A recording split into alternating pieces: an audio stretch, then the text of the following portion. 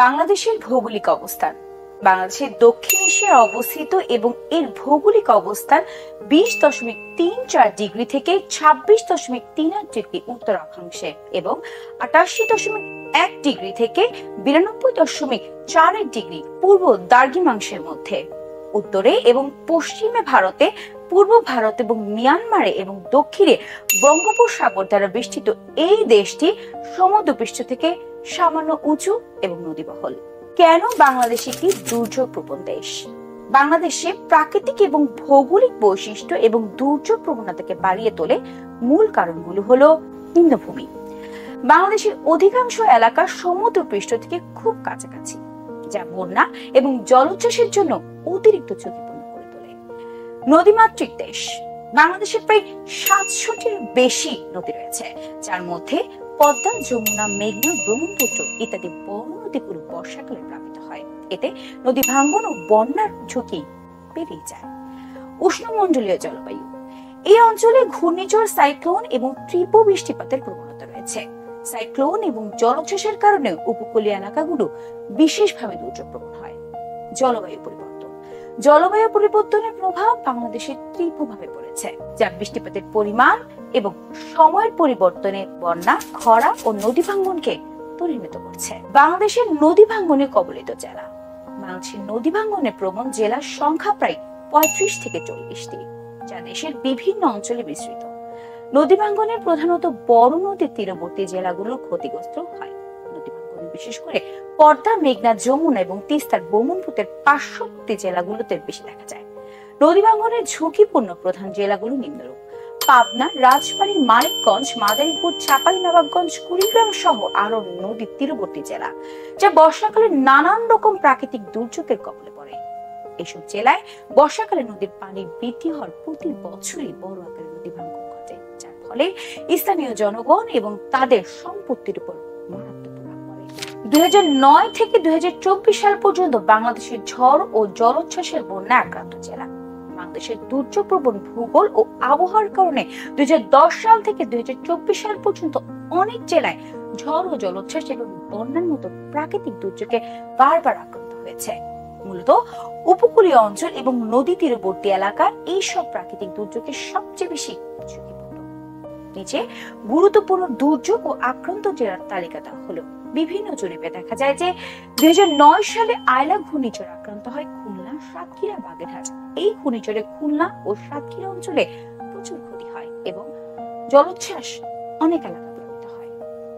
2020 সালে আম্পান ঘূর্ণিঝড় আক্রান্ত হয় খুলনা, সাতক্ষীরা, বাগেরহাট, পটুয়াখালী, ভোলা, বরগুনা। এই ঘূর্ণিঝড়ের ফলে ভয়াবহ ভোগান্তি পড়তে হয় এই এলাকার বাসিন্দাদের। 2022 সালে সিলেট, সুনামগঞ্জের বন্যার ফলে এই এলাকার বাসিন্দাদের ঘরবাড়ি নদী গর্ভে বিলীন হয়ে যায়। 2022 সালে সিলেট অঞ্চলের বন্যা 2004 সালের পর সবচেয়ে বড় বন্যা হিসেবে ধরা হয়। সাম্প্রতিক প্রভাবিত অঞ্চল।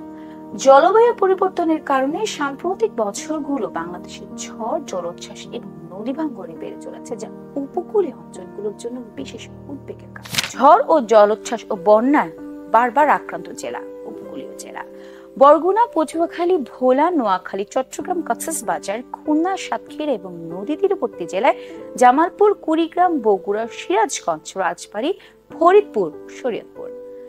বাংলাদেশে বড় জলোচ্ছ্বাস এবং বন্যার কারণে কত মানুষ মাইগ্রেশন হচ্ছে এবং কোথায় মাইগ্রেশন হচ্ছে? বাংলাদেশের ঝড় ও জলোচ্ছ্বাস এবং বন্যার কারণে প্রতি বছর হাজার হাজার মানুষ স্থানচ্যুত বা মাইগ্রেট হচ্ছে। জলবায়ু পরিবর্তনের প্রভাব এবং প্রাকৃতিক দুর্যোগের কারণে বিশেষ করে উপকূলীয় এবং নদী তীরবর্তী অঞ্চলে মানুষ বাসস্থান হারাচ্ছে এবং শহরমুখী হচ্ছে। কত মানুষ মাইগ্রেট হচ্ছে? বাংলাদেশের জলবায়ু পরিবর্তন ও প্রাকৃতিক দুর্যোগের কারণে প্রতি বছর প্রায় 7 লক্ষ মানুষ স্থানচ্যুত হচ্ছে বলে বিভিন্ন গবেষণায় উল্লেখ করা হয়েছে। অনেক সময় এটি বছরে প্রায় 1 মিলিয়ন এবং তার বেশি মানুষ পর্যন্ত হতে পারে। বিশেষত বড় ধরনের প্রাকৃতিক দুর্যোগ যেমন সিডর, আইলা এবং আম্পানের মতো ঘূর্ণিঝড় ঘটে গেলে জলবায়ু উদ্ভবদের সংখ্যা ভবিষ্যতে আরো বাড়বে বলে ধারণা করা হচ্ছে, কারণ জলবায়ু পরিবর্তনের প্রভাব আরো প্রবল হয়ে উঠেছে। কোথায় মাইগ্রেট হচ্ছে? দুর্যোগ ক্ষতিগ্রস্ত এবং মানুষের প্রধানত নিম্নোক্ত জায়গাগুলোই বেশি মাইগ্রেট হচ্ছে। ঢাকা। দেশের সবচেয়ে বড় নগরী এবং কর্মসংস্থানের কেন্দ্রবিন্দু হিসেবে ঢাকা শহর একটি প্রধান গন্তব্য। দুর্যোগ প্রবণ অঞ্চল থেকে বাসস্থান হারানো মানুষদের জন্য একটি আশ্রয়স্থল এবং কর্মসংস্থানের উৎস। চট্টগ্রাম দেশের দ্বিতীয় বৃহত্তম শহর এবং বন্দর নগরী হওয়ায় চট্টগ্রামেও অনেক মাইগ্রেন্ট আসছে। উপকূলীয় এলাকার থেকে যেমন কক্সবাজার, বরগুনা এবং ভোলা থেকে অনেক মানুষ চট্টগ্রামে স্থানান্তর হচ্ছে। খুলনা দক্ষিণ পশ্চিমাঞ্চলের মানুষদের জন্য খুলনা একটি বিকল্প গন্তব্য। খুলনা শহরের আশেপাশে অনেক উপকূলীয় এবং নদী তীরবর্তী জেলা থেকে দুর্যোগের পর স্থানীয় লোকজন এবং খুলনা শহর চলে এসেছে। সিলেট ও রাজশাহী দেশের উত্তরাঞ্চলের কিছু নদী তীরবর্তী জেলাগুলোর মানুষের বন্যার কারণে সিলেট এবং রাজশাহীতে স্থানান্তর হচ্ছে। এইসব অঞ্চলে কৃষি এবং খনিজ সম্পদের কাজ পাওয়ার কারণে মানুষ এখানে স্থানান্তর হচ্ছে। স্থানীয় পর্যায়ে যারা শহরে যেতে সক্ষম হন না, তারা জেলার সদর শহর বা নিকটবর্তী বড় শহরে চলে আসেন। উদাহরণস্বরূপ সাতক্ষীরা, বাগেরহাট ও পটুয়াখালী বসবাসকারী অনেক মানুষ জেলার সদর এলাকায় চলে আসেন। স্থানচ্যুত ও চ্যালেঞ্জ। দুর্যোগের পর স্থানচ্যুত হওয়া মানুষের জন্য শহরে নতুন করে বসবাস শুরু করা ভীষণ চ্যালেঞ্জিং। অনেক সময় তারা অস্থায়ী বস্তিতে বসবাস করে, যা স্বাস্থ্য, শিক্ষা বা কর্মসংস্থানের সমস্যা তৈরি করে। ঢাকার মধ্যে শহরগুলোতে বাড়তি জনসংখ্যার চাপের কারণে নাগরিক সুবিধাগুলো সংকটাপন্ন হয়ে পড়ছে। জলবায়ু পরিবর্তন ও দুর্যোগের কারণে মানুষের মাইগ্রেশন একটি চলমান চ্যালেঞ্জ হিসাবে দেখা দিচ্ছে এবং এই সমস্যা মোকাবেলার জন্য উন্নত পরিকল্পনা, সঠিক নীতিমালা প্রয়োজন। মাইগ্রেশনের কারণ: প্রাকৃতিক দুর্যোগ বৃদ্ধি।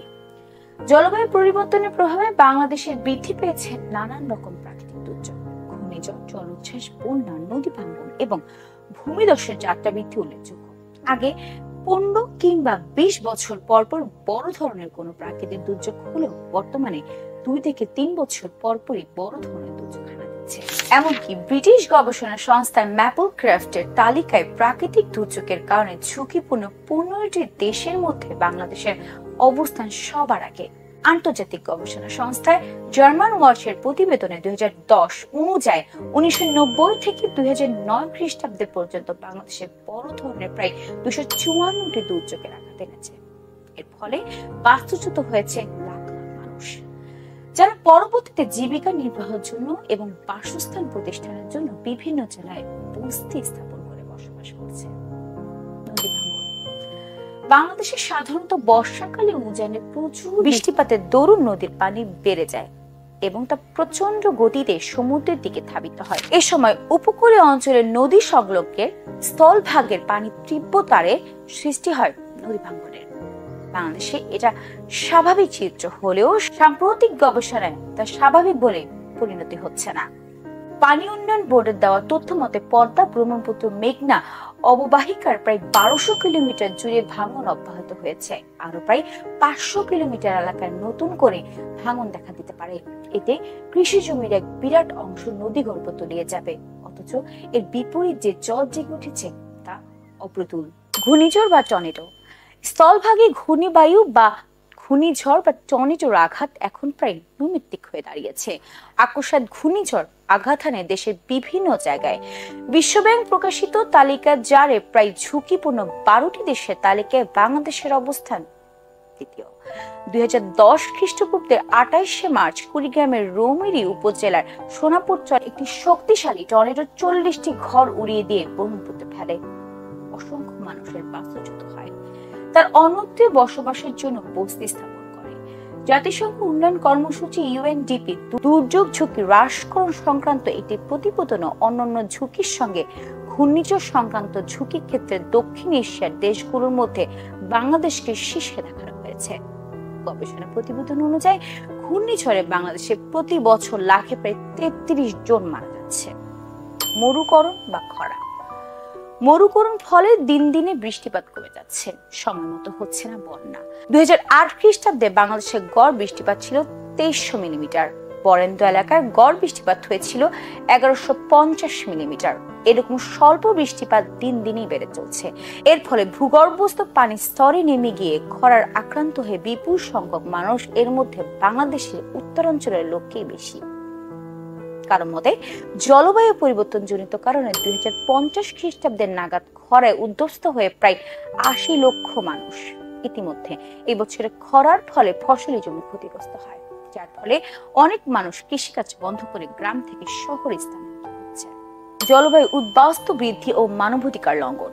সমুদ্রপৃষ্ঠের উচ্চতা বৃদ্ধির ফলে তলিয়ে যাওয়া অঞ্চল থেকে 2050 সাল নাগাদ 3 কোটি মানুষের গৃহহীন হতে পারে বলে জরিপ উঠে এসেছে।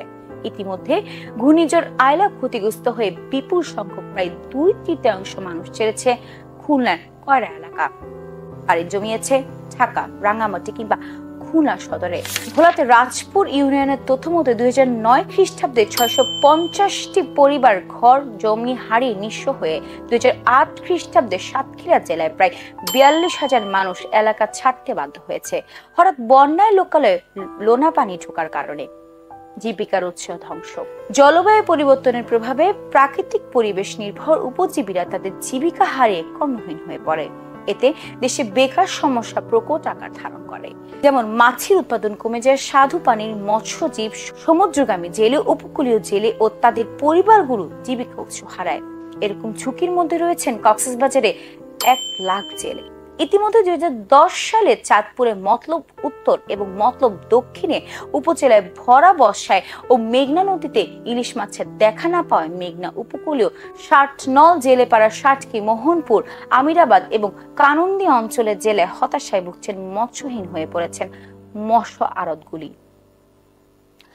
প্রাকৃতিক দুর্যোগের কারণে 2010 থেকে 2014 পর্যন্ত বাংলাদেশ সরকার এই মাইগ্রেন্ট জনগোষ্ঠীর জন্য কি কি পদক্ষেপ নিয়েছে? 2010 থেকে 2014 সাল পর্যন্ত প্রাকৃতিক দুর্যোগের শিকার হয়ে ক্ষতিগ্রস্ত মাইগ্রেন্ট প্রবাসী জনগোষ্ঠীর সহায়তায় বাংলাদেশের সরকার বেশ কিছু পদক্ষেপ গ্রহণ করে। এই পদক্ষেপগুলো তাদের নিরাপত্তা ও পুনর্বাসনে সাহায্য করেছে।